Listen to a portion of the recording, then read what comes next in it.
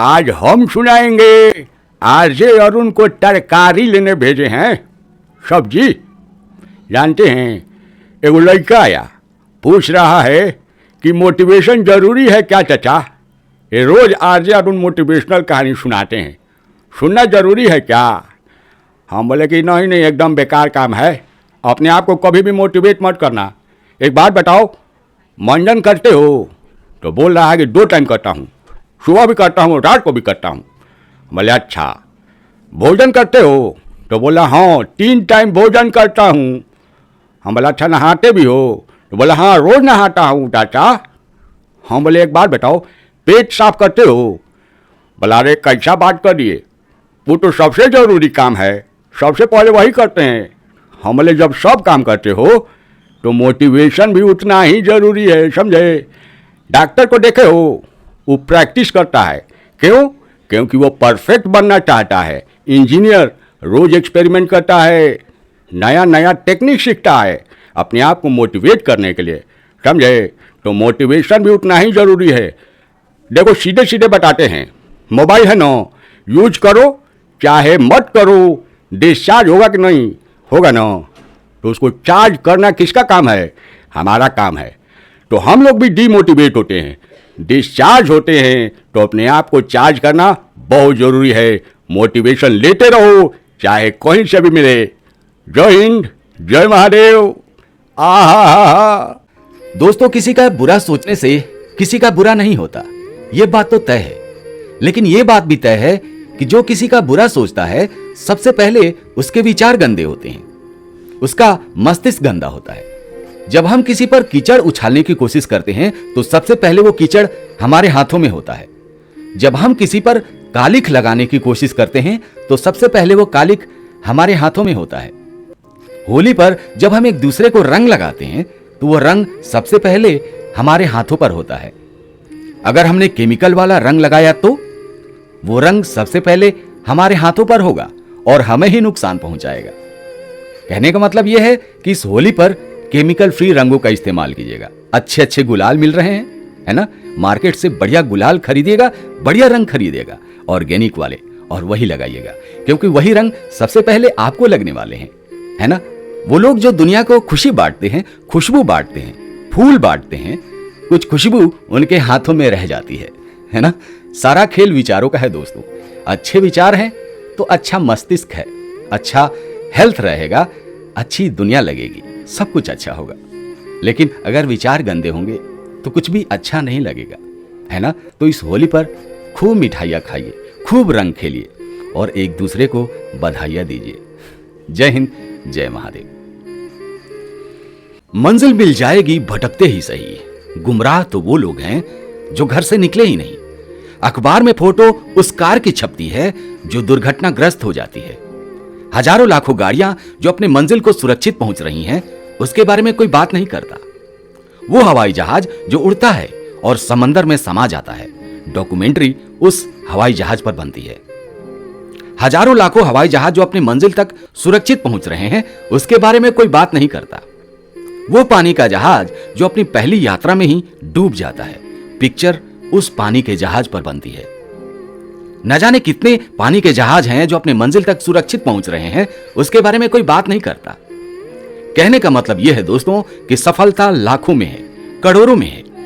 असफल कौन है? वही जो दुर्घटना के डर से घर से निकलते नहीं है। जय हिंद, जय महादेव।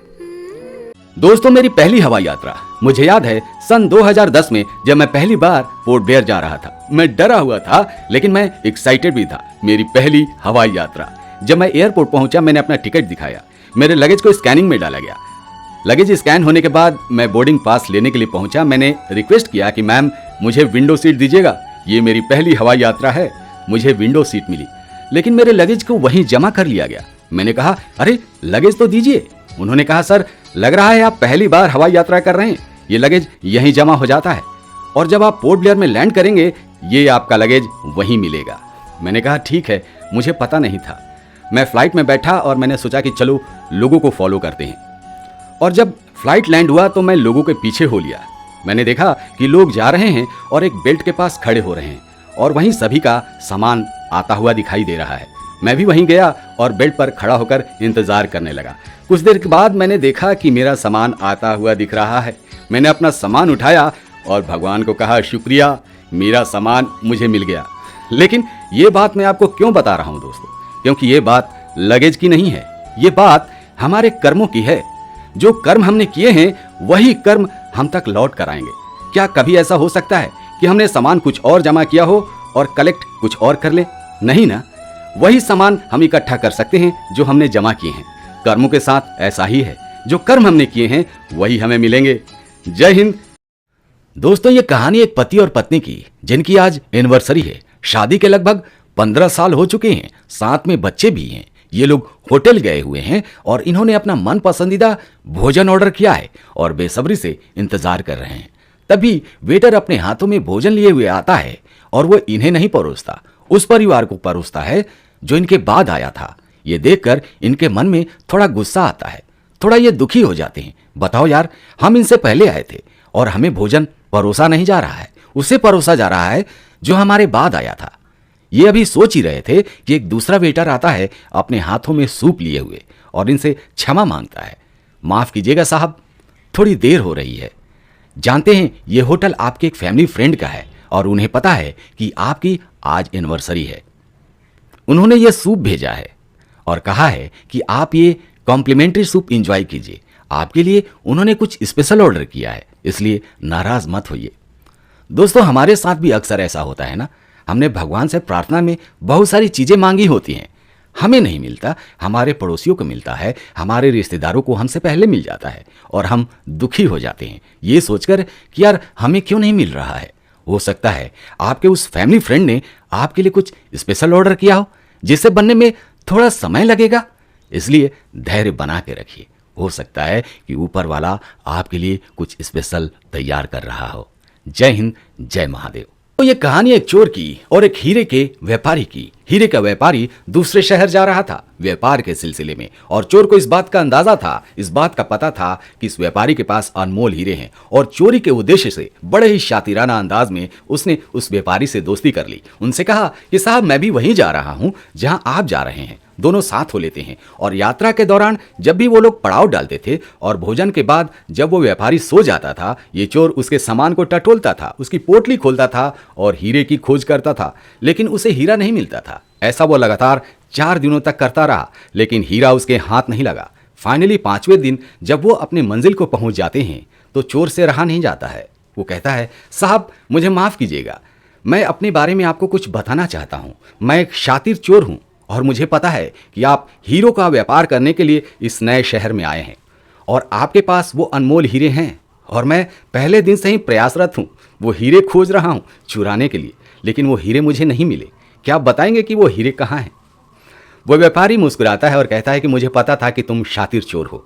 जब भी मैं सोता था तो अपनी पोटली, अपने हीरे की पोटली तुम्हारे सामान में रख देता था और तुम अपना सामान नहीं टटोलते थे, मेरा सामान खोलकर टटोलते थे और इसीलिए तुम्हें हीरे नहीं मिले। दोस्तों, कहानी बहुत छोटी सी है लेकिन सीख बड़ी ही प्यारी है। मैं चाहता हूं कि आपने इस कहानी से क्या सीखा, कमेंट करके जरूर बताइएगा। जय हिंद, जय महादेव। दोस्तों, जापान में एक युद्ध के दौरान जब आर्मी ने एक गांव को खाली कराया तो देखा कि एक 7-8 साल का बच्चा अपने मरे हुए भाई को पीठ पर बांधकर कहीं जाने की कोशिश कर रहा था, क्योंकि वो अपने भाई को किसी बेहतर जगह पर दफनाना चाहता था। उसे देखते ही सैनिक ने कहा कि तुम उस बच्चे को पीठ से उतार दो, उसकी वजह से तुम थक जाओगे, वो भारी है। इस पर बच्चे ने जो जवाब दिया वो सच में दिल को छू जाने वाला था। उस बच्चे ने कहा कि ये मेरा भाई है और ये बिल्कुल भी भारी नहीं है। ये सुनने के बाद उस सैनिक की आंखों से झरझर आंसू गिरने लगे और उस दिन के बाद जापान में इस पिक्चर को सिंबल ऑफ यूनिटी के नाम से जाना जाने लगा। दोस्तों, कहने का मतलब यह है कि जीवन में कभी हमारा भाई गिर जाता है तो हमारा कर्तव्य बनता है कि उसे खड़े होने में हम उसकी मदद करें।